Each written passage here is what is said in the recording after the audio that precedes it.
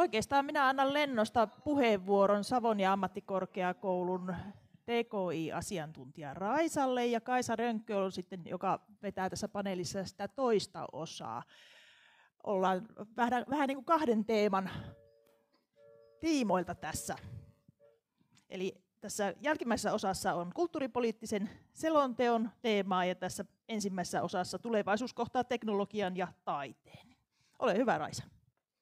Kiitos Minna ja tästä jatketaan. Ja Jannako näytti sitten palomerkkiä, että milloin pitää ruveta lopettelemaan. Joo, hyvin on nuo alustavat tai edelliset puheenvuorot ja alustanut tätä meidän jatkoakin, sillä kulttuurihan ruokkii uteliaisuutta ja uteliaisuus taas synnyttää uusia innovaatioita. Tekoäly yksi ajankohtainen ja tällä hetkellä paljon puhuttavaa myös niin kuin kulttuuri- ja taiteen kentällä.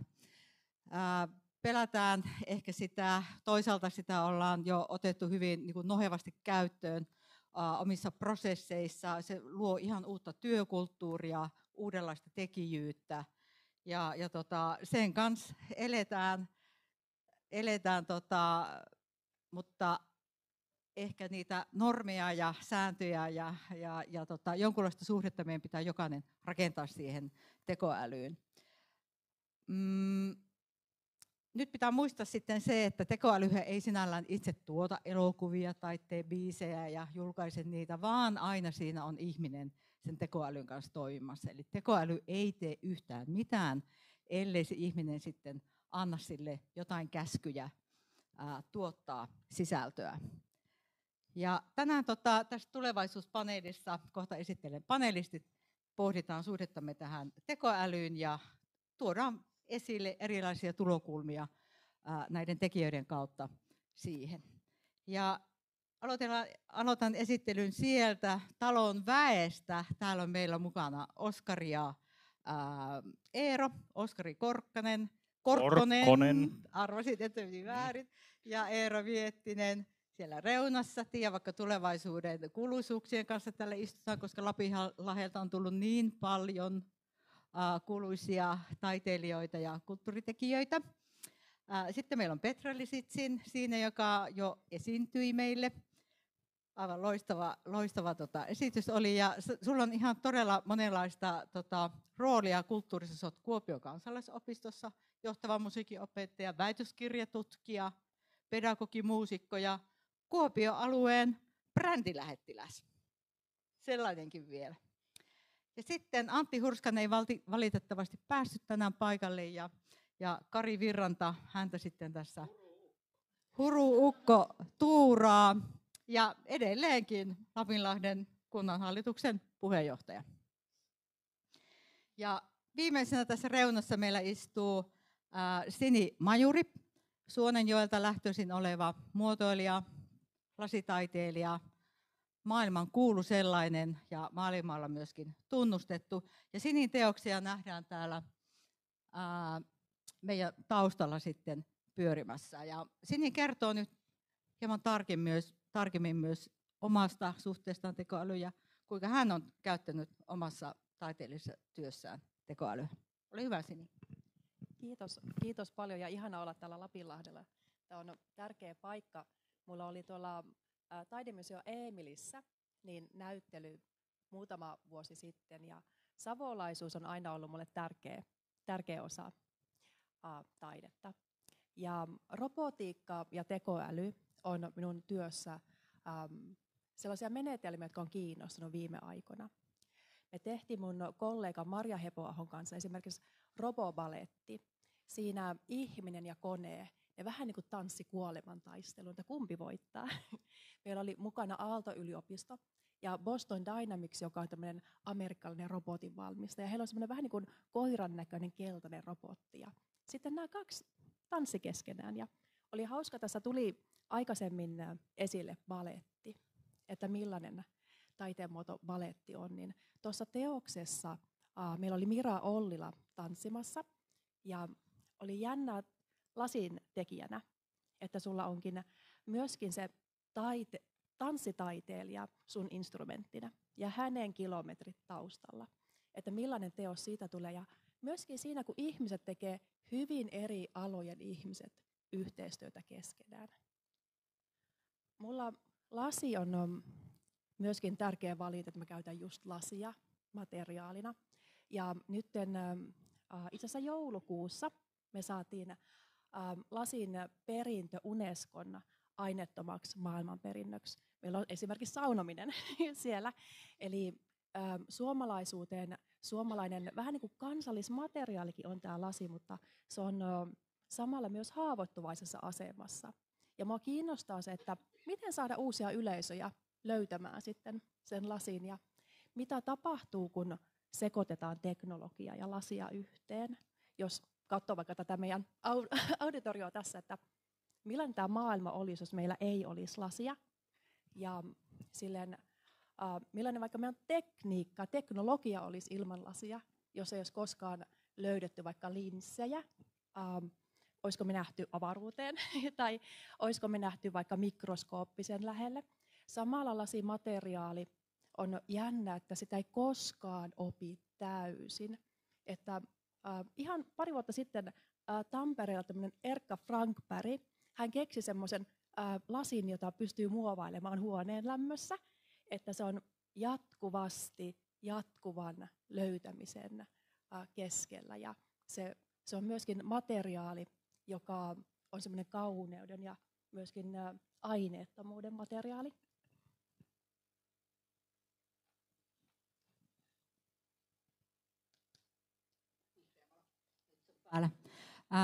Kiitos Sini. Sä oot paljon työskennellyt tosiaan myöskin ulkomailla ja teet tekniikan ja teknologian kehittäjien kanssa yhteistyötä. Ja sanoit sitä, että se on niin kuin hedelmällistä tämmöinen yhteistyö. Mutta lähdetään täältä vaikka näitä kysymyksiä sitten esittämään, että jos me kuvitellaan, että meillä olisi nyt täällä tässä tapahtumassa, tässä tilassa tulevaisuusikkuna auki 10 vuoden päähän, joka ei ole hirveän kaukana. Ja saisimme lähettää sille tulevaisuudelle terveisiä. Niin minkälaisia terveisiä te tekoälystä haluaisitte lähettää tulevaisuudelle tästä tilaisuudesta? No, sitähän on hyvin hankalaa ruveta nyt ennustamaan. En nyt tässä halua miksikään orakkeliksi ruveta ennustamaan, että miksikä se tuo teknologia 10 vuoden päästä menee ja tekoäly, mutta minun oma suhde tekoälyyn tai tekoälyn tekemään taiteeseen on semmoinen, että kyllä minä sen uhkana näen niin kuin luovalle työlle, koska tekoälyhän on loppujen lopuksi, nyt siis puhun kuvia tuottavasta tekoälystä, se on plagiaattikone. Että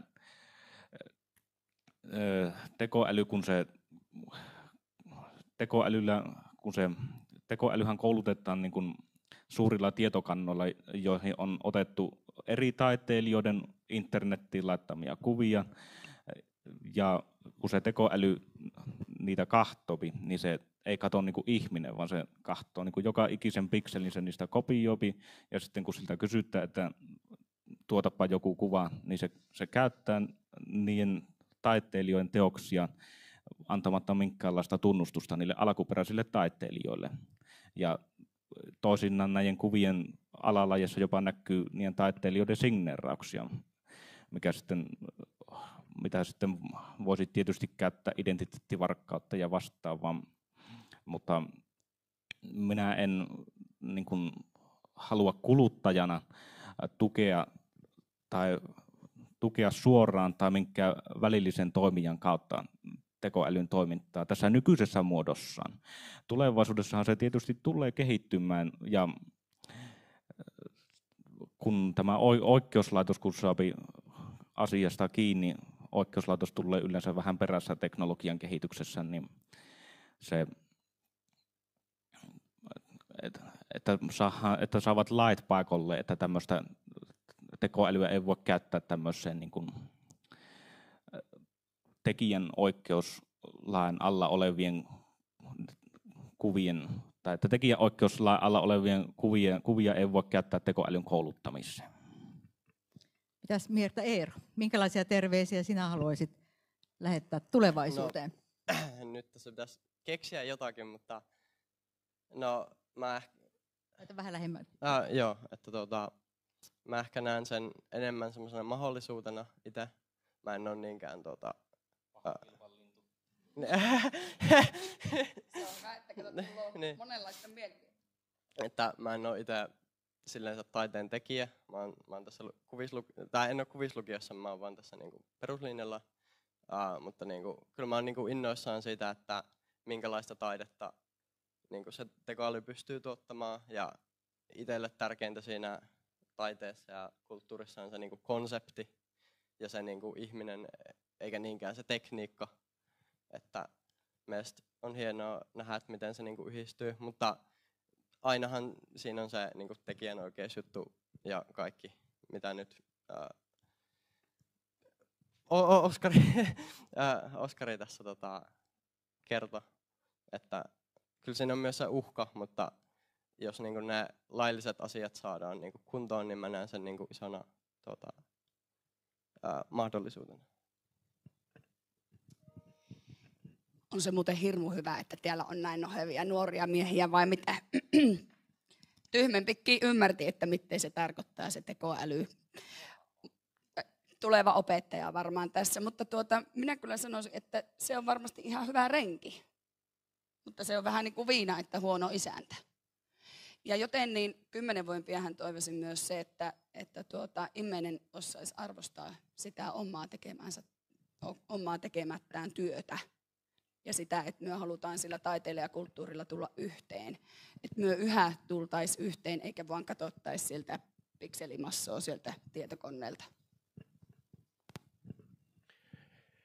Kylläpä oli paha kysymys heti alkuun, että mitä tähän nyt sitten sanoisi. Allekirjoitan nuo uhkakuvat, mitä liittyy.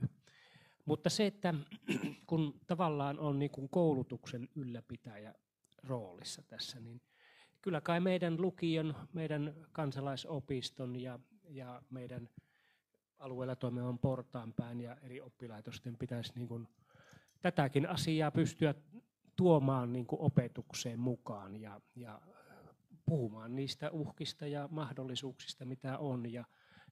Ja jos oppilaitokset eivät ole tässä mukana, niin sitten se on aivan villitilanne. Ja siinä mielessä toivoisin, että meidän oppilaitokset on ajassa tämän asian ympärillä ja pystyvät niin kuin tukemaan niitä opiskelijoita ja harrastajia, että millä tavalla tämä systeemi toimii. Kai sitä pitää vaan tulevaan katsoa kuitenkin positiivisesti, vaikka kyllähän tämmöinen tekoäly kyllä pelottaa ihan suoraan sanottuna, että mitä kaikkea se tuokaan. Ja se ehkä on jännäkin, että arki rullailee tässä ja ihan huomaamattakin meillä on nyt sellainen teknologinen murroskausi, että nyt meillä on vaikka ChatGPT ja Midjourneyt. Kuka vaan voi tuottaa hyvin korkeatasosta kuvallista sisältöä ihan napin painalluksella. Mitä se tekee tälle luovalle alalle, mutta samalla kun aikanaan tuli valokuvatekniikka, niin se on työväline. Silti meillä on luova ala, ihminen. Luovuus on osa ihmisyyttä. Samalla tavalla kuin teknologia on osa ihmisyyttä, meidän robopaletissa se koirarobotti oli alun perin sen malliset robotit kehitetty sotateollisuuteen. Eli se funktio on ollut kantaa aseita, ihmisen tappamista, mutta sitten ihminen määrittelee sen, miten sitä teknologiaa, miten sitä käytetään. Ja se on todella tärkeää myös ottaa taiteilijana vastuuta siitä, että on mukana äänenä siinä, että mitä ne on ne eettiset periaatteet, joita pitäisi ottaa huomioon siinä, kun kehitetään vaikkapa säveltävää teknologiaa. Millä tavalla ne tekijän oikeudet, voiko sitä luova ihminen vaikka määritellä, että saako mun sisältöä käyttää siellä, ja miten se lainsäädäntö, niin miten se pysyy mukana, koska toi on ihan hurja se vauhti, millä mennään eteenpäin, niin niitä luovien ihmisen ääniä, niin niitä olisi hyvä saada tuolle alalle kuuluvia. 10 vuotta se menee todella nopeasti. Ja sitten se tekoäly, joka tulee olemaan silloin olemassa, niin me ei välttämättä ymmärretä, että mihin kaikkeen se pystyy. Joten sen takia on todella tärkeää käyttää sitä, olla mukana ja tutkia, että mikä tyyppi tämä meidän renki nyt on. Kyllä, hyvä pointti tuo. Tekoälyn tietenkin se etu ja vahvuus on sen valtava nopeus käsitellä tietoa, yhdistellä tietoa.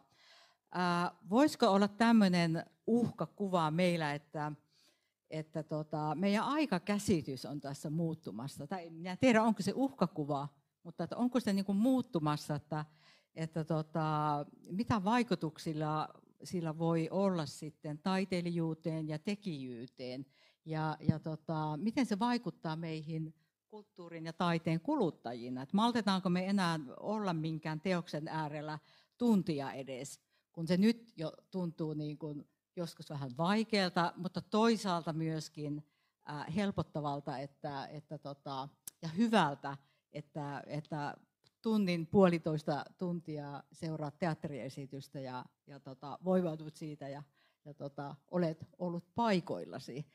Mutta voisiko olla tällaisia muutosta ilmassa, että se muuttuu, meidän aikakäsitys on muuttumassa? Minkälaisia mielipiteitä? No, meidän aikakäsityshän on muuttunut tässä muun muassa näiden sosiaalisen median palvelujen kautta, kun pystytään mikä se on suomeksi, viuhtomaan menemään äkkiä TikTokissa tai tuommoisessa Instagramin palvelussa ja sieltä tullut kuvaa vaikka minkään näköistä eteen, kun viuhtoo vaan alaspäin ja se on loputon on se virta ja yleensä niiden kuvien kahtomiseen ei käytetä kuin sen pari sekuntia, että no, siinä on hieno kissanpentu, tykkäys pistetäänpä sille ja no, siinä on hienon kuvan jonkun piirtänyt ja ei kun eteenpäin, että sitä ei niin kuin pysähytä sillä lailla niin kuin kokemaan sitä taidetta itseään. Että esimerkiksi teatteriesityksissä tai museoissahan tai semmoiset ihmiset, jotka niihin tykkää mennä, niin nehän pysähtyy oikeasti katsomaan sitä taidetta, tutkimaan sen tämmöistä niin kuin syvempää merkitystä ja suoraan kokemaan sen. Nykyään sitten tämän tekoälyn myötä se vähän niin kuin vähentää taiteen tämmöistä merkitystä, kun pystytään 10 sekunnissa tekemään 5 kuvaa ihan mistä haluat. Vaikka oikealla taiteilijalla menisi 5 kuvan tekemiseen vaikka 10 viikkoa. Ja erinäisten tämmöisten hahmotelmien ja muiden tekemiseen. Ja sillä minä tarkoitin sitä, että luomistyö kärsii. Että kun tekoälyllä tehdään näitä hahmotelmia tai ideoita sille työlle muutamassa sekunnissa, eikä niin kuin itse semmoista niin kuin syvempää merkitystä anneta sille työlle. Minä olen kyllä vähän samaa mieltä tässä kuin Oskari, että tämmöinen tuottavuusajattelu, mikä meillä nyt on pinnalla, kaiken pitäisi tuottaa paljon ja pitäisi olla nopea. Mutta kuitenkin se luova työ vaatii sitä ajatusta ja sitä rauhaa ja jotenkin sen kontekstin ja halun, että mitä sillä oikein halutaan sanoa tai mitä sillä halutaan ihmisen kokevan. Jotenkin esimerkiksi muistan semmoisenkin otsakkeen, että tekoäly rupeaa tekemään täydellistä musiikkia, niin rupeaisin miettimään, että täytyykö meidän ihmisten kohta tehdä sinne virheitä, niin että se tietää, että se on ihmisten tekemätä. Millä tavalla se aikakäsite menee, koska sitten koko ajan täytyisi tehdä enempiä ja tuottaa enempi siinä samassa ajassa. Ehkä se sitä hieman muuttaa kyllä. Mitäs mieltä Eero?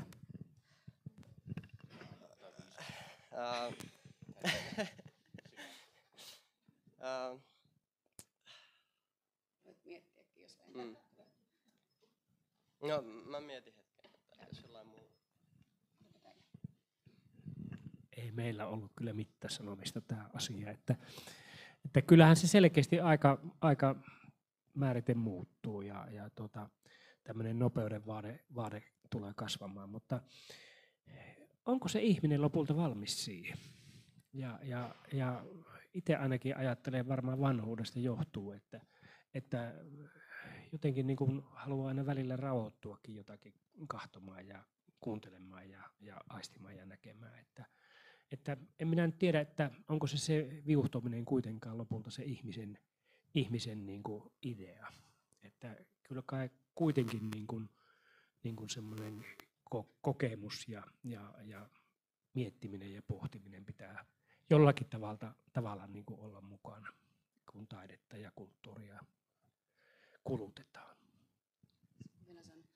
Sitten opettajana tulee tietysti mieleen se, että täytyy ensin oppia. Kohtahan meidän ei tarvitse oppia, kun ne opit löytyy sieltä jo. Meidän ei tarvitse osata muolata tai meidän ei tarvitse soittaa, koska se kuulostaa joka tapauksessa siltä, niin kuin me itse sitä kitartaa sinne soitettaisiin. Niin kuin tämmöinenkin, mikä on itsellä ainakin uhkakuvana siinä, että sitten se ymmärrys siihen syvempään taiteen ja kulttuurin kokemiseen ja se, miten sitä pystyy itse tekemään, niin se ehkä muuttuu. Oliko Sinillä? Oliko sulla? Joo, toki, mutta kerro vain Oskari välissä. Niin, tästä vielä, että mitä sinä äsken sanoit, että kuinka sinä sen sanoit äsken? Niin, että siis osa tätä niin kuin taiteen tekoprosessia on justiinsa se, että se oma tyyli löydetään ja se ajetaan niin kuin monien vuosien harjoituksen ja kehityksen jälkeen täydelliseksi. Ja se on suorastaan loukkaavaa, että tekoälyllä pystytään sitten kopioimaan tämä tyyli ja jonkun valmiin taiteilijan tyyli ja tuottamaan sillä miljoona teosta ja kaikille hinta 50 senttiä kappale. Se on minun mielestä suora loukkaus, niin kuin, jos sitä tällä tavalla aletaan käyttää. Ja nykyään laki sallii tämän, ei ole mitään lakia, joka kieltäisi tämän.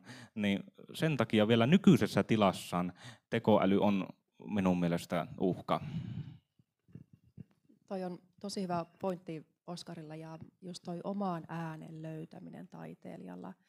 Mitkä on ne kilometrit siinä taustalla, että miten se ääni on löytynyt. Ja lasin tekijänä se on sukupolvien ketju. Sitä ei pysty lukemaan kirjasta. Jonkun täytyy opettaa se kädestä pitäen. Ja kun ne vanhat mestarit poistuu areenalta, niin se tietotaito menee mukana. Ja se on elävätä perintöä, jota itse asiassa mä joskus kokeilin tekoälylle, että no teppäs lasitaiteilija, että miten niin se, jos meillä olisi aikamatkustaja, joka tulisi keskiajalta Suomenlinnan lasihyttiin, niin se osaisi puhaltaa lasia siellä. Se on niin vanha se perintö. Ja ne työvälineet on ihan just samanlaiset, että no sähköt ja kaasut vähän on siinä tullut välissä mukaan, mutta sitten tekoäly, se sotkee vielä vähän, että kaikki tuommoiset käsityöperinteet, niin se ei vielä oikein ymmärrä niitä. Mutta sitten se on samalla tavalla kiinnostavaa, että mitä ne on ne stereotypiat siellä, mitä se heijastaa tästä maailmasta, kun sitä on opetettu. Niin minua on myöskin kiinnostanut, ja se on jotenkin kalskahtanut silmään sieltä, että millainen vaikka on kaunis ihminen, tai millainen on se lasinpuhaltaja, kun se näyttää vähän sähköasentajalta tällä hetkellä, ja millainen vaikka on rikollinen siellä, miltä näyttää mielisairas ihminen, psykopaatti, millainen on savolainen ihminen, kun se pyytää, että teepäs nyt savolainen ihminen, niin voi, no ehkä se on vähän niin kuin peiliin katsoisi. Mutta nämä on tärkeitä juttuja just miettiä sitä taiteilijan ääntä ja sitä, että mitä se oikeastaan on se taide ja mitä se tulevaisuudessa sitten voisi olla. Oliko Eerolla jo? Kari. Niin, ihan jos asetun siihen Antti Hurskaisen rooliin tässä, kun hän on kirjailija. Ja hän on kirjoittanut esseitä ja romaaneja. Ja jos se Antti Hurskainen pistääkin sitten tekoälylle viestin, että tässä Antti Hurskainen, hei, kirjoita minun tyyliin essee aiheesta se ja se, niin onko se 30 sekunnin päästä valmis? Ja onko se enää sitten Antti Hurskaisen työ? Ei mitään hätää, ei siinä 30 sekuntia mene. Niinpä niin. Se on tuottavata. Mutta en tiedä, mitä se Antti Hurskainen sitten tekisi niin kuin sen loppuajan, kun 30 sekuntia ja kirja, tai 15 sekuntia ja kirja. taasko hän antaisi uuden tehtävän, että kirjoitapa nyt romaani vaikkapa seurakuntaelämästä. Niin tulisiko sieltä sitten 15 sekunnin kuluttua Antin tyylinen romaani? Tässä kerkeä vähän unohtaa, että mitä ajatuksia on kerännyt, kun tulee niin hyviä pointteja, mutta pitäisi vielä muistaa.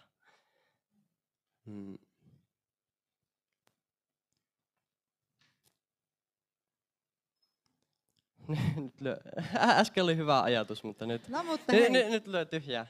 No, että mun mielestä siis todellakin on niinku uhka niinku tää tekoäly ja niinku olisi tosi tärkeää, että Euroopassa saataisiin nämä niinku lait semmoisiksi, että niinku kaikki tämmöinen vihapuhe ja disinformaation levittäminen niinku saataisiin hillintää, että kyllähän niinku ilmankin tätä tekoälyä kuinka paljon niinku Euroopan ulkopuolisissa maissa, niinku vaikka Filippiineillä on tämmöistä mediavaikuttamista, niinku jo ilman tätä tekoälyä, niin sitä olisi tärkeää saada tämmöisiä niinku maailmanlaajuisia sopimuksia, mitkä sitten estäisi sen, että voidaan tällä niinku tekoälyllä vaan jotkut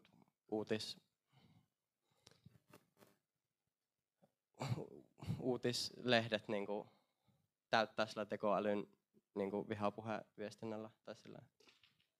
Kyllä. Eli oikeastaan voisin jatkaa tuosta, mennään vielä loppuun, että voisiko positiivisesti nyt ajatella myöskin tekoälyllä näin, että sillä tekoälyllä voisi jotenkin tätä kulttuurista monimuotoisuutta ja kommunikaatioa lisätä? Minkälaisia aatoksia tästä? Esimerkiksi kielen avulla. Jaa, no en nyt tuosta ihan tiedä. Jos taiteilija, tai jos niin tekoäly tekee sinusta taiteilija, niin mikroaaltouuni tekee minusta koki. Hyvä. Onko muita ajatuksia? Koska siinä on, siis, se on sama homma kuin, että joku tulisi minulle vaikka sanomaan, että voi kun minä saisin hienon taulun niin suomalaisesta järvimaisemasta ja sitten minä saan sitä inspiraatiota, että joo, minäpä maalaan suomalaisen järvimaiseman ja sitten se viikon päästä tulee se sama kaveri takaisin, että onpa minä hienon taulun maalannut ja se, kumpi siinä on sitten taiteilija. Se on vähän sama homma tuossa ja sitten siinä kirjailijahommassa kanssa tuli tuosta Antti Hurskas jutusta mieleen, että tekoäly siis sehän vastaa, siis sehän ei kieltä ymmärrä. Sehän vastaa tekstiin sillä, että se suuresta tietokannastaan valitsee kaikista niin kuin yleisimmän vastauksen, mikä johonkin tekstiin annetaan. Että silloin se ei voi kuhtua sitä niin kuin romaanin pyytäjää kirjailijaksi, mutta ei sitä voi sitä tekoälyäkään kirjailijaksi silloin kuhtua. Että se on niin kuin kaikki nämä niin kuin internetin kollektiivinen teksti, kaikkien eri ihmisten kirjoittamat tekstit on niin kuin se kirjailija sitten. Se menee sitten tosi sekavaksi. Tuohon mä haluaisin vielä lisätä, että kyllä mä uskon, että se, niin kun, se arvostus tulee pysymään siinä niin kun, tekemisprosessissakin, että en mä usko, että se tulee täysin, joku tekoälyn 100 maalausta tulee olemaan parempi kuin jonkun yksi maalaus. Että enemmän mä näen sen tekoälyn uhkan siinä niin kun, tämmöisessä poliittisessa vaikutuksessa ja niin, kyllä. Mut voitko sanoa vielä sen sun kysymyksen uudestaan?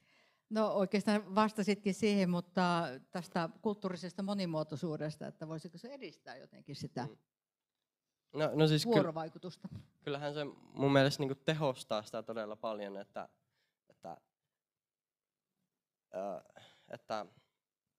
tarviiko sitä työtä koko ajan tehdä, että antaahan se tavallaan niin kuin lisää vapaa-aikaa ihmisillä ja niin. Niin, tekoälyllä on koska siis tekoälyhän on periaatteessa laskinhan se on parhaimmassa muodossaan, niin sillä pystyisi hyvin automatisoimaan paljon tämmöisiä toimistotöitä esimerkiksi. Että ihmisille itselleen jäisi enemmän sitä niin kuin luovaa työtä tehtäväksi. Siihen sitä voisi tekoälyä käyttää kätevästi, jos minulta kysyttää. Sanoppa sitten Oskari, että mitenkä sillä tekoälyllä saisi vaikka esimerkiksi savolaista meidän taidetta tai kulttuurikenttää piettyä enempi esillä. Pystyttäisikö sillä esimerkiksi tuottamaan meille kulttuuriuutisia, mitä teillä kaikkea tapahtuu, tai tuomaan meidän kulttuurin tekijöitä esiin. Se voisi esimerkiksi olla semmoinen, mikä olisi tällä hetkellä, ehkä Ylen vaikutus on siinä aika vähäinen tällä alueella, että olisiko se, joka vastaisi siihen. En tiedä. Tekoäly lukee jo meille nuo säätiedotukset, että siinä mielessä on kyllä käytössä. Mutta tekoälyhän ei tee itse niitä asioita, vaan että siinä on aina se ihminen ja se vuorovaikutus. Ja tiedän paljon kyllä niin kuin kulttuurin tekijöitä ja taiteen tekijöitä, jotka jo käyttää sitä omassa työssään. Siis etenkin siinä vaiheessa, kun generoidaan ideoita, niin tekoälyn kanssa voidaan sitä asiaa tehdä ja kommunikoida. Lopuksi vielä yleisölle kysymys, että jos nyt annettaisiin nimeä tälle älylle, niin kumpi se olisi teidän mielestä? Saatte nyt miettiä itse, että voisimmeko puhua tukiälystä vaiko edelleen tekoälystä? Jos tukiälyä joku kannattaa, niin käsi ylös.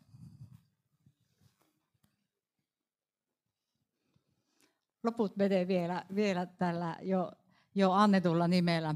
Eli sitä vaan halusin oikeastaan kysyä ja lopettaa nyt tämän paneelin siihen, että toisaalta se on meille iso mahdollisuus, mutta sen kanssa pidetään se renkinä. Se on meidän hyvä työkaveri ja jatketaan sitten tätä samaa, ehkä tätäkin keskustelua sivutaan sitten seuraavassa paneeliosiossa. Kiitos teille todella paljon, panelistit.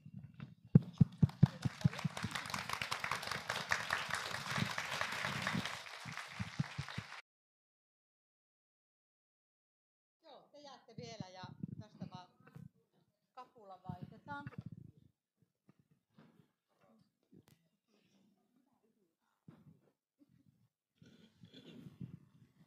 No niin, tekoälystä puhuttiin ja jatketaan tulevaisuuskuvalla. Nyt on tosiaan tekeillä siellä hallitusohjelman mukaisesti kulttuuripoliittinen selonteko, joka on tämmöinen merkittävin asiakirja, mitä voidaan oikeastaan poliittisesti tehdä. Eli nyt ollaan tekemässä sitten tämmöistä tulevaisuuskuvaa vuoteen 2045 kulttuurialalta ja sitten luomassa myös askeleita, että miten sinne mennään, miten tämmöinen elinvoimainen kulttuurikenttä on 20 vuoden päästä vielä meillä. 20 vuotta on aika lyhyt aika. Jos mietitään 20 vuotta taaksepäin, niin tiedät, että Putin oli presidenttinä, mutta sitten toisaalta niin monet asiat oli hyvin toisella tavalla silloin, vaikka Apple ensimmäiset iPodinsa silloin lanseerasi aika paljon eteenpäin.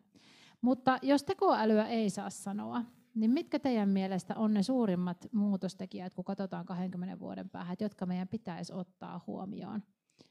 Ja nyt teen vaikeuskerrointa lisää, eli sanokaa semmoinen muutostekijä, joka on positiivinen muutostekijä ja sitten semmoinen, joka on niin enemmän semmoinen huolettava. Ja nyt nimetään nimenomaan taiteen ja kulttuurin elinvoimaisuutta.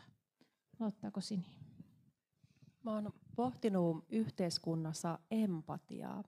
Ja miten se välittyy tämmöisenä konfliktiaikana. Ja sitten, no en mainitse tekoäly, mutta miten teknologiassa empatia otetaan huomioon, ihmisyys. Niin ehkä se on sellainen, mikä kiinnostaa erityisesti. Ja sitten sekä myös teknologian sektorilla, että millä tavoin sellainen empaattisuus ja empatia ja miten ne tässä yhteiskunnassa näkyvät. Esimerkiksi jos ajatellaan johtamista, niin miten empatia näkyy johtamisessa ihan tänä aikana. Ja jos maailma myllertää eteenpäin ja meille tulee paljon tätä uutta teknologiaa, niin miten se ihmisyys pysyy siinä mukana. Ja miten se toisen huomioiminen, tuleeko se muuttumaan, tuleeko se uusia sävyjä, niin se kiinnostaa kyllä. Kiitos Sini. Ajatteletko, että me oltaisiin jotenkin unohtamassa empatiaa? Onko se semmoinen uhkakuva jollain lailla? No, esimerkiksi kun toi Ukrainan sota syttyi, niin se oli sellainen ravisteleva hetki, että mitä ihmisille täytyy tapahtua, mitä ihmisille tapahtuu, kun se joutuu sinne sotaan ja millaisia voimia meillä kaikilla on sisällä, jotka liittyy siihen ihmisyyteen. Niin sitten meillä on todella paljon, ainahan niitä konflikteja on ollut ja aina se ihmisyys on ollut mukana, mutta nyt kun jollain tavalla on vähän niin kuin tämmöinen tiivistymä tässä ajassa, niin sitten siinä myös huomaa sitä jotenkin rakkaudettomuutta, sitten mikä toki on konflikteissa myös välttämätöntä. Niin kyllä minä pohdin sitä, että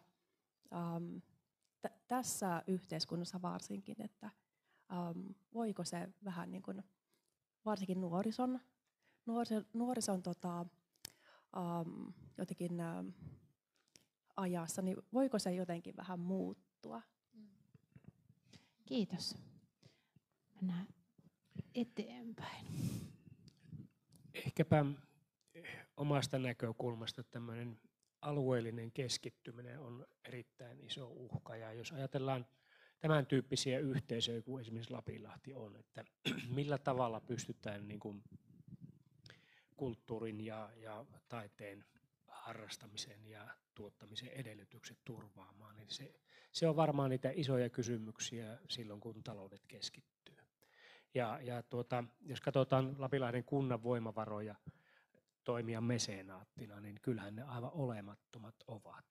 Ja siinä mielessä niin kun toivoisi, että kun yhteiskunnassa pitää tehdä säästötoimia, se on aivan selkeää, niin kuitenkin niin kun katsottaisiin aina niitä merkityksiä asioille, että jos nyt ajatellaan vaikkapa kansalaisopistoa, niin se merkitys on aivan valtava tämän tyyppisissä pitäjissä kulttuurityössä. Ja jos lähdetään säästöjä hakemaan, ne on kyllä marginaalisia ne säästöt, mitä siltä puolelta löytyy.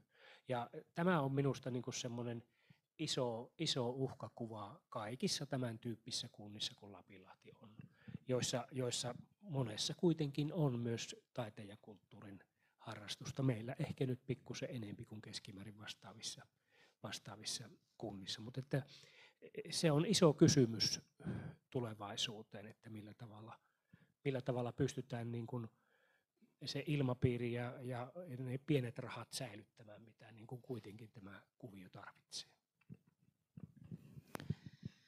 Joo, allekirjoitan kyllä sen ajatuksen itsekin. Itse lukkarirakkautta tietysti savolaisuuteen tunnen ja kovasti tunnen itse paikkasidonnaisuutta tänne. Ja erityisesti tunnen vielä itteni yläsavolaiseksi. Ja mietin sitä, että mikä ero on yläsavolaisella ja pohjoissavolaisella. Tuossa kun me juteltiin näihin herrojen kanssa viime viikolla, niin sitten tuossa ymmärsin näin, että täällä ei niin kuin samanlaista kotiseuturakkautta ennen, niin kuin, että se suomalaisuus on niin kuin se, minkä alla ollaan, ja sitten lähdetään niin kuin jo puhumaan globaalisti, että miksi me halutaan olla täällä Pohjois-Savossa tulevaisuudessakin. Onko meillä täällä edes immeisiä, saatika, että onko meillä täällä taiteilijoita. Ja siitä huolimatta meidän pitäisi sitä osallisuutta ja itse tekemistä täällä vaalia. Koska se on just näin, niin kuin Kari sanoi, että erityisesti pienemmillä paikkakunnilla nyt kun tätä tutkin, että kansalaisopistot sekä muut semmoiset toimijat, jotka näitä harrastajien kanssa tekee yhteistyötä ja kansalaisopistoissa esimerkiksi taiteilijat ovat opettajina. Sitä ei välttämättä tulla ajattelemaan, että meillä on siellä niin kuin se veto- ja pitovoima ja se taiteilijoiden elanto on myös osittain siitä opettamisestakin kiinni. Niin me tarvitaan niitä paikkoja, missä me keräännytään yhteen, missä me voidaan yhdessä tehdä jotain merkityksellistä, tuottaa sitä. Mä toivon, että meillä on 20 vuoden päästä täällä kulttuurikummeja ja kulttuurimummeja ja voi olla kulttuuriukkiakin, Kari on niistä yksi sitten. Tuolla yläkoulussa tai alakoulussa ja meillä on välituntisin mahdollisuus tehdä siellä yhdessä kulttuuria, yhdessä taidetta. Koska sitä kautta minä uskon, että taas me löydetään myös ne nuoret, jotka kokevat, että sillä ei ole kertakaikkisesti mitään siinä omassa elämässä, mitään kiinnekohtaa. Niin sitä kautta me voidaan tavoittaa myös heitä, joita me ei enää muuten voida tavoittaa. Ja heidän vanhempia ei välttämättä voida tavoittaa. Kyllä se osallisuus varmasti tulee olemaan semmoinen, minkä toivoisin näkyvän sitten. Mä oon tuossa silleen samaa mieltä, että toi niinku, yhteisöllisyyden lisääminen voisi olla semmoinen. Ja niinku, ainakin itsestä tuntuu, että ei tää, niinku, mä oon pohjoissavolainen, niin ei se niinku, näy mun elämässä. Ja varsinkin nyt niinku, dopamiiniaddiktio lisääntyy ja ihmiset on enemmän yksin ja tälleen, niin tavallaan koulutkin vois ottaa sen niinku, roolin siinä yhteisöllisyyden niinku, lisäämisessä, että siellä tehtäisiin sitä taidetta ja mentäisiin niinku, taidetestaan ja tällaista. Niin, miksi tämä kulttuuri tässä 10 vuoden aikana sitten männöö? Hankalapa 20 vuoden. No taas joutuu ennustelijaksi. Ehkä ei olisi pitänyt tulevaisuuspaneeliin tulla. Mutta se on nyt menneisyyttä se. Vaan kyllä minä yhdyn tässä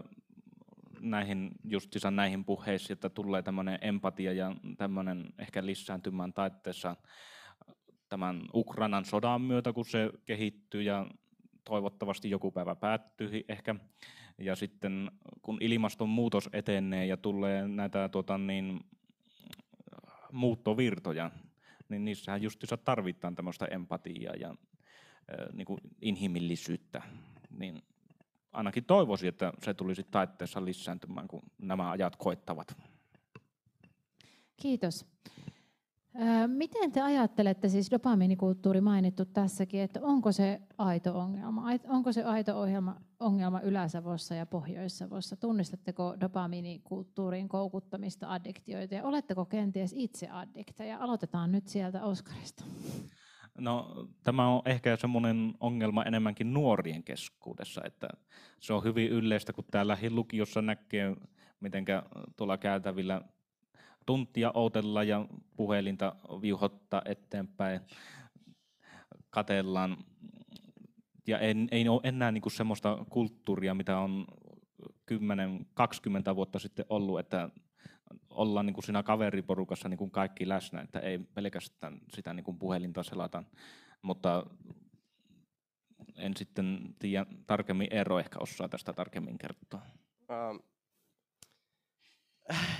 Kiitti kaveri. Niin, siis todellakin niinku varsinkin nuorten keskuudessa niinku todella yleistä ja niinku on no tunnen ihmisiä, jotka on dopamiiniaddiktoituneita dopamiiniin ja niinku kyllä kaikki nuoret nyt niinku jossain määrin on siihen niinku TikTokiin tämmöiseen sosiaaliseen mediaan addiktoituneita. Itse näkisin myös sen, että ollaanko me valmiita aiosti kohtaamaan ihmisiä. Onko se meidän isompi uhkakuva kuin vielä sitten se addiktoituminen. Että mistä se, niin kuin voidaanko me olla aidosti vaikkapa läsnä. Tai onko ne opettajat kysymässä, että terve kuule Eero, mitteen sulle kuuluu ja mistä sinä olisit tänä päivänä kiinnostunut. Että onko se myös semmoinen helppous, että me aikuiset niin kuin pystytään syssäämään se ongelma nuorille ja lapsille, koska me ei ehkä itse osata enää olla läsnä. Ja minun mielestä se on paljon niin kuin kauhukuvallisempi, jos me ei enää osata sitä itsekään. No, miten sä opettajana ajattelet, että mikä olisi niin kuin ratkaisu? Ottaisiko meidän mennä Islannin mallia ja kerätä ne kännykät kaikilta pois vai mikä olisi se käytännön keino, millä pystyttäisiin tätä asiaa muuttamaan? Tämä on vähän, just keskustelin musiikinopettajan ystäväni kanssa, että miten oikein kun nuoret lähtee vaikka UPC:n Kuopion kaupungin orkesterin konserttiin, että mitä ne siellä tekevät, tai että tuleeko siitä heille tämmöinen uusi kenties harrastus, kulttuurin käyttäminen, ei ehkä niin kuin kuluttaminen, toivottavasti se kulttuuri ei siitä kulu, mutta se, että mahdollisimman moni sitä käyttäisi. Niin se vastaus on sitä, että kun ei voi niin kuin valmiiksi antaa, se pitää niin kuin tulla itseltä se halu siihen, että tuntee, että se kulttuuri on juuri minulle. Tai kun lähdetään katsomaan sitä kaupunginteatterin näytelmätä, niin se täytyy tulla omakohtaiseksi. Muuten se on ihan sama, mitä sinä katot, koska se ei kuulu mulle. Ei se kosketa, ei se kiinnosta. Jotenkin tässäkin, että miten meillä on niin kuin mahdollisuus, onko meillä enää resursseja siihen, että kouluilla tai opettajilla on oikeasti sitä aikaa siihen aitoon kohtaamiseen. Pitäisikö meillä olla sitä ja minkälaista resursseja se vaatii? Ja jos miettii tuota aitoa kohtaamista, niin kyllä kai ainakin maaseutualueilla niin luokkakoot on kuitenkin kohtuullisen pieniä ja opettajien määrä on sama kuin ennenkin. Että kyllä kai sillä tavalla on, mutta onko kulttuuri muuttunut sillä lailla, että ei niin kuin pidetä tärkeänä niitä kohtaamisia, niin se on minusta se kysymys oikeasti. Kai sitä pitää myös ajatella vähän positiivisesti tätä kännykkäriippuvuutta ja tämän tyyppistä, että se on tämän ajan viestintää ja näin, mutta tietysti sitten se, että jos päivässä ei ole mitään muuta kuin kännykän seuraamista, niin kyllähän silloin ollaan jo pikkusen hukassa. Mutta toisaalta sitten onhan se seurustelun väline ja kaverit pitää yhteyttä toisiinsa, mutta se on vähän eri asia kuin tuo Eeron viuhtuminen, että silloin ollaan kuitenkin keskittyneitä siihen tekemiseen eikä pelkästään niin kuin plärätä sivuja ja sillä lailla, että näin ukkina kun sanoo, niin vähän ymmärränkin näitä lapsenlapsia ja välillä kiellän, että eläkääpä nyt koko aikaa toljottako sitä puhelinta ja näin, mutta kyllä siinä on hyvät ja huonot. Haluaisitko Eero lisätä? Joo, että niinku valitettavan monella se menee siihen, että sitä vaan niinku toljotetaan koko päivä. Että mielestäni olisi niinku tärkeä niinku koulujen just ottaa sitä roolia siinä, että siellä näytettäisiin, että miten niinku sitä kulttuuria voidaan toteuttaa ja tehdä sitä taidetta ja tällaista niinku, sen sijaan, että sanotaan niille, että joo, älkääpä olko puhelimella, kun se on niin helppoa vaan olla sillä puhelimella, kun se on kuitenkin ihan kivaa. Niin sitä tavallaan on velvollisuus mennä kouluun, niin miksei siellä niinku voida sitten tehdä sitä, kun kuitenkin mikä sen nimi oliko? Kari sanoi niin että se on kuitenkin semmoinen seurusteluväline ja pidetään yhteyttä ihmisten kanssa, niin tavallaan jos se kulttuuri olisi enemmän sitä niin kuin koulutusta, osa sitä koulutusta. Kiitos. Haluatko Sini lisätä? Joo, ja sitten mä oon pohtinut mitenkään niin savolaisuudessa ja suomalaisuudessa, niin ihan se, että kun kysytään mitä kuuluu, niin se on ihan oikea kysymys. Ja se on tosi kiva osa suomalaista. Täällä mitä kuuluu on ihan oikeasti kysymys. Ja sitten kun mä itse asun Laajasalossa ja Suonenjoelle, aina kun tulee Suonenjoelle, niin sitten se kännykkä putoo kädestä pois. Mutta samalla sitten mitä hyviä ominaisuuksia siinä on, niin meidän äiti esimerkiksi, hän on 76-vuotias metsuri, vieläkin tekee töitä ja pitää sisaruksiinsa yhteyttä WhatsAppissa. Ja se on mahdollistanut sen, että näkee ystäviä, vaikka on siellä mettän keskellä. Samalla sitten kulttuurin tekijät täältä Savossa on ihan huikeita osaajia, mutta pääsee sitten somen kautta näkyville, kansainvälisten näkyville, koska on sitä, mutta samalla sitten sekin, että kenellä on pääsy siihen ja kuka osaa käyttää, niin sekin vähän niin kuin eriarvoistaa. ja voi olla ihan huikea vaikka kanteleen tekijä tai joku, mutta sitten ei oikein niin kuin osaa, että miten voisi päästä näkyville, niin sekin yhdenvertaisuus ja semmoinen niin kuin toisten tukeminen niin on tärkeää, että niin kuin jotenkin antaa työvälineitä siihen somen käyttöön vaikka, mutta sitten mulla on 3-vuotias ja 7-vuotias, niin mä joskus kauhulla katson sitä, miten ne kräkkää minun kaikki PIN-koodit pädiltä ja miten ne osaa mennä siellä sitten ja käyttää niitä laitteita, että millainen osaaminen ja tavallaan millainen erilainen selkäranka on tullut ihmisiltä, niin kun jotenkin on kasvanut tämän teknologian ympäröimänä. Ja se on jännittävää, että miten niin kun paljon osaamista siihen sitten, ja itsekin vähän niin kun tuntee itsensä aika vanhaksi monessa suhteessa siinä, että mitenkään paljon enemmän sitten nuoret niin kun jo tässä vaiheessa ymmärtää kaikesta. Voisiko tämän Pohjois-Savon dopamiinikannan nyt sit tiivistää siihen, että se on hyväksyttävä ja se on keino pitää yhteyttä ja siellä on niinku hyviä asioita ja emme voi sitä voittaa, mutta kyse on niitä sisällöistä ja tavallaan siitä, että mitä kulutetaan ja mitään kulutetaan, että yksi tulevaisuuden ohje tämä. Tämä alueellisuus tuli tässä esille ja kun mietitään tulevaisuutta, niin toden totta, niin alueelliset erot on tällä hetkellä Suomessa aika suuria siinä, että miten kulttuuriin panostetaan ja miten kulttuuria kulutetaan. Ja mä oon aika paljon nyt niin kuin Taiken puolesta kiertänyt Suomea ja se nousee esille kaikkialla. Ja tietysti Taike myöntää alueelle apurahoja ja me saadaan paljon sitten palautetta siitä, että se ei ole riittävää ja pelätään alueellisten taidetoimikuntien puolesta ja näin.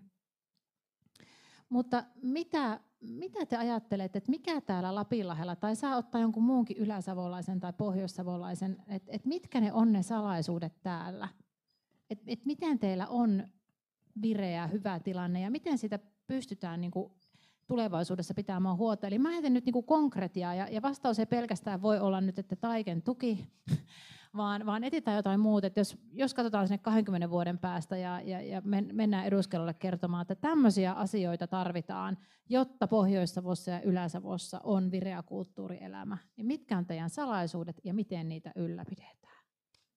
Haluaako Kari aloittaa? Ehdottomasti haluaa.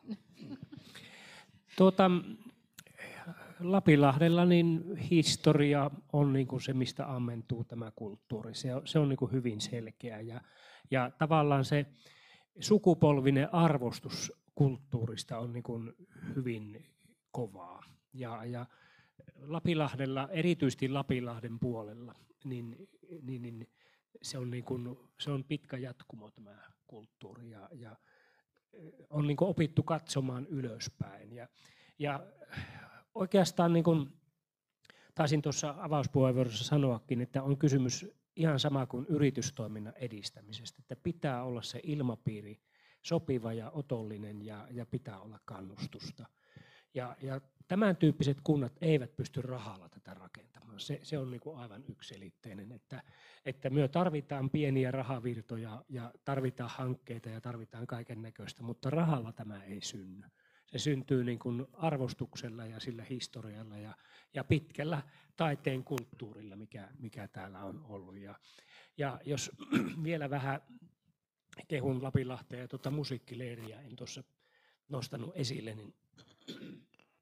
niin se on aivan huima juttu ollut lapinlahtelaisittain. Ja viimeisimpänä kapellimestarina musiikkileirillä, joka nyt hakee uutta nousua kansalaisopiston kautta, niin Klaus Mäkelä, ei sen pienempi eikä isompi kapellimestari kuin Klaus Mäkelä. Että se on kuitenkin niin kuin maailmanluokan tähti ja hänen kasvutarinansa liittyy Lapinlahden musiikkileiri. Toki paljon muuta, mutta myös Lapinlahden musiikkileiri. Että arvostusta kulttuuriväki varmaan kaipaa sitä kansalaisopistoa, kaipaa pieniä apurahoja, mutta tämä ei ole pelkästään rahakysymys, mutta osittain myös sitä. Mun on pakko sanoa, että et voi itse Karita sanoa, mutta kyllä mä sanoisin, että jokaisen kuntaan tarvittaisiin yksi sinun kaltainen niin kuin kuntapäättäjä myös ihan oikeasti, joka tunnistaa sen potentiaalia ja pystyy puhumaan sen puolesta. Et se on oikeasti myös sellainen asia, joka pitäisi jollain tavalla järjestää. Petra. Mutta pitää myös, niin kun ymmärrän sen, että hirveästi ei ole rahaa nyt, mutta kyllä sitä rahaa pitää myös kulttuuriin löytyä. Että silloin kun oikeasti ja erityisesti sitten se potentiaali siihen, että mikä on tällä hetkellä se, mihinkä sitä rahaa pitäisi laittaa. Kari, varmasti olet samaa mieltä sitä, että me ei voida niin kuin apurahoilla pelkästään vaikkapa Viernin pappila tai jotain luovaa puuta tiellä ylläpitää. Kyllä siihen tarvitaan myös muutakin rahaa, mutta silloin kun se on syntymässä ja silloin kun sitä toimintoa ja sitä niin kuin haetaan, että tämä voipi olla se meidän tulevaisuuden juttu, niin silloin myös niin kuin sitä rahaa siihen täytyisi löytyä. Kyllä se on myös rahakysymys. Eli riskinotto ja rahaa. Mihin se raha pitää laittaa? Jos mä annan sulle tästä nyt 500 000, niin mihin sä Lapinlahdella laittaisit sen? No ja tarvitaanko me pelkästään se Lapinlahdelle laittoa? Pitäisikö meidän ajatella myös, että millä lailla myös suohaan se pohjoissavolaisuus esiin? Millä lailla me voitaisiin olla siitä ylpeitä? Mitkä ne on ne meidän tämän hetken jutut, mitä me halutaan? Esimerkiksi vaikka just se Kari tietää siis, minnekä se sinun rahat laittaa. Mutta sen minä sanoin, että esimerkiksi tällä hetkellä, jos mietitään, että kuinka paljon vaikka tänne meille on tullut evakkoja aikoinaan. Meillä on molemmilla suistamolaiset sukujuuret. Niin ja ihmiset hakkee sukujuuriaan. Se voisi olla esimerkiksi yksi semmoinen, mikä on savolaisuus ja karjalaisuus ja mitä se tiellä tekee. Ja se voisi olla se, mihinkä minä voisin laittaa sen 150 000 ja lähtisin esimerkiksi siitä yhdestä. 5. Jaa, niin, että 3,5. No ne, Kari sitten tärvee ne loput. No. Minusta vaan ei pidä niin kuin tätä niin kuin nostaa tasoa sillä lailla, että puhutaan pohjoissavolaisuudesta tai yläsavolaisuudesta, vaan on ne perustasot, mistä pitää lähteä, ja kunta on se perustaso, mistä pitää lähteä liikkeelle. Se on hallinnollinen yksikkö, joka itse päättää siitä, mihinkä rahat kohdennetaan, mutta Pohjois-Savo ei päätä, vaan kunnat päättää Pohjois-Savossa siitä, mihin rahat käytetään. Ja siinä mielessä niin kuin se taso pitää lähteä kuntatasosta, ja siellä pitää niin kuin olla niin kuin näkemystä siitä, mihin ne laitetaan. Ja olen Petran kanssa ihan samaa mieltä, että en toki tarkoittanut sitä, että rahatta kulttuuria syntyy. Mutta raha ei ehkä ole kuitenkaan aina se ensimmäinen kysymys, vaan idea on se ensimmäinen kysymys. Ja rahaa löytyy kyllä keskimäärin. Ja mitä meillä on investointeja tehty, niin kuin esimerkiksi luova puu, niin sehän on niin kuin tosi upea teko, niin kuin, ja samaten Värnin pappila, ja ne on niin kuin kovia investointeja ollut, ja siinä olisi yhteiskunnan pitänyt olla pikkusen enempi mukaan. Kiitos. Otetaan rahat pois ja mennään sinne tulevaisuuden toivoihin. Nyt teillä ei ole enää sitä 500 000, millä alueellista kulttuuria ja elinvoimaa pidetään yllä? Miten täällä tulevaisuudessakin on leirit ja kansanopistot ja pappilat ja taideteokset ja Pohjois-Savon kulttuurifoorumi? No justiinsa minä ainakin kannattaisin tämmöistä pientä yhdistystoimintaa, mikä ajaa niin kuin kulttuuria ihmisille. Esimerkiksi olin tässä taannoin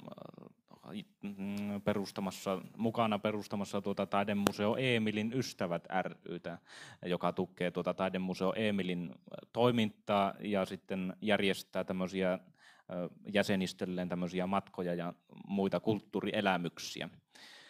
Ja se on justiinsakin tämmöinen toiminta, missä lähdetään niin kuin porukalla yhdessä jonnekin niin kuin jotakin kulttuurillista asiaa tutkailemaan, ihailemaan, kahtomaan, niin se on semmoinen, mikä niin kuin minun mielestä ainakin edistäisi tämmöistä niin kuin kulttuuria. Kiitos. Mitäs Eero? No, mä oon Oskarin kanssa kyllä ihan täysin samaa mieltä, mutta mä oon itse niinku tosi ylpeä tästä niinku kuvislukiosta. Ja että niinku, tää just lisää sitä yhteisöllisyyttä ja että täällä nuoret saa tehdä sitä taidetta ja sitten ne nuoret, jotka ei edes tee sitä, niin ne on niinku osallisena siinä, ne näkee ton niinku, näyttelyn ja kaikki. Niin se on mun mielestä niinku todella hienoa. Kiitos. Paitsi Karin, niin mä haluan Oskar ja Eero jokaiseen suomalaiseen kuntaan. Niin jotenkin hienot vastaukset. Sini. Niin, mä oon pohtinut myös sitä, että miten upea vientituote suomalainen luovuus, kulttuuri, käsillä tekeminen ja miten vähän sitä lopulta vaikka liitettäisiin Suomi-kuvaan tai Pohjois-Savon kuvaan, sitä mikä se potentiaali voisi olla. Ja sitten luovalla alalla ei ole mitenkään itsestäänselvää, että tehdään yhdessä. Ja että kiskastaan kollegaa hihasta, että hei, että kuinka olisi, että tehdään joku hauska tämmöinen projekti. Paljon ihmiset tekee yksin ja jää yksin. Ja sitten tämä seutu on myös semmoista, voidaan olla siellä järven rannalla ja on vaikka 12 kilometriä lähimpään kauppaan. Ei ole tapana, että poiketaan kaverin luokse, että hei, että oli vähän rankka tämä korona-aika, että lähdetäänkö yhdessä Venetsiaan vaikka, että otetaan kaikki mukaan sinne. Vähän helpompi siltä Taikelta saada avustusta myös sitten, kun meitä on näin monta hyvää tekijää. Niin semmoinen yhdessä tekeminen kuuluu tosi vahvasti savolaisuuteen myös. Oskarilla oli. Justiinsa nyt ollaan siinä itse asian ytimessä, että sitä ei yksin tule niin kuin lähettyä millekään tämmöiselle teatterimatkalle esimerkiksi, mutta kun siihen saapi kaveriporukan, samanhenkisen porukan mukaan kaveriksi itselleen ja vielä kenties jonkun yhdistystoiminnan mukana vähän alennusta siihen lippuun, niin jo sitä mielellään lähtee. Petra, ole hyvä. Saanko vielä sen verran sanoa, minun mielestä Kari nosti hirmu hyvän pointin tässä sen, että, että kunnista löytyy sitä rahaa ja sitten tuli toinen, että sitten tekijätkin tekevät sitä aika paljon yksin, niin pitäisikö meillä oikeasti olla niitä pohjoissavolaisia yhteisiä rahoja, millä me voitaisiin sitä yhteistä tehdä ja rakentaa ja tehdä sitä yhteistyötä, että pitääkö meidän olla kuitenkaan loppujen lopuksi sitten niin omissa yksiköissämme. Kiitos. Eli alueiden kulttuuri tulevaisuudessa pelatetaan yhteistyöllä, joka on taiteilijoiden välistä yhteistyötä, mutta se on myös yhteistyötä eri sektoreiden välillä, yhdistystoiminta, yhdessä tekeminen, investoiminen, riskiotto ja kansainvälisen potentiaalin tunnistaminen. Hyvä. Meillä on vielä viimeiseen kysymykseen aika. Täällä tulee niin hyviä vastauksia, niin otan tämmöisen jokerin. Nyt tällä kulttuuripoliittisen selonteon kiertueella ja kaikissa kyselyissä, mitä on tehty, että miten tämä taide ja kulttuuri saadaan nousuun, niin nousee arvostus. Eli taidekenttä, se kaipaa arvostusta, mutta tämä on minusta mystinen. Että sähän voit sanoa niin kuin arvostusta kelle tahansa, mutta että mitä se tarkoittaa.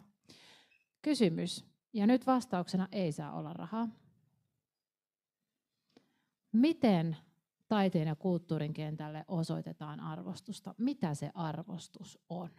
Sini. Siis sehän voi olla ihan huikean monta asiaa, arvostus. Se, että se näkyy ja se otetaan huomioon, niin se on tärkeä tapa arvostaa. Vaikka paikallisia tekijöitä, että heidän ääni kuullaan ja otetaan siihen samaan pöydän ääreen vaikuttamaan, niin se on sitä arvostusta. Kiitos.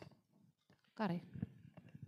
No, se voi olla esimerkiksi sitä, että meillä Taidemuseo Eemilissä on itetaiteen näyttely tällä hetkellä, jossa on kymmenittäin itetaiteilijoiden töitä esillä. Se on minusta se selkeä arvostuksen osoitus niille taiteilijoille, jotka tuottavat tämän tyyppistä tuotantoa.